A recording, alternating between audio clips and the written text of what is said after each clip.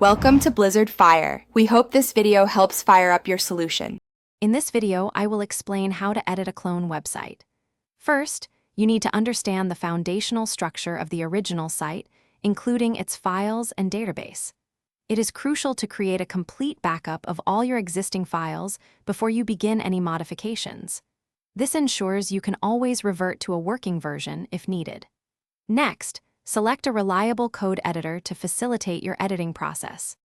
Now, let's dive into customizing your content and design.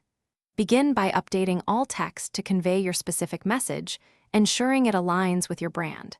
Replace placeholder images and videos with your own high-quality media files. Experiment with different color palettes and font styles to achieve a distinct visual identity.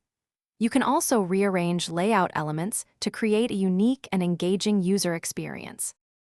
Next, we'll focus on technical tweaks and search engine optimization. Verify all internal and external links are functional and point to the correct destinations. Optimize your images, aiming for file sizes under 100 kilobytes to significantly improve page load speed. Implement basic SEO practices, such as meta descriptions and alt tags, to enhance your site's visibility. Finally, configure any interactive elements like contact forms. For our final steps, we focus on testing and launching your site.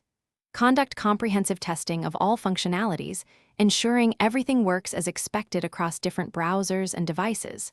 Double-check for any broken links or display inconsistencies. Verify that your website is fully responsive on various screen sizes, from mobile phones to desktop monitors. Once satisfied, deploy your updated website to make it live for your audience. Thanks for watching. If you found this helpful, don't forget to like and subscribe.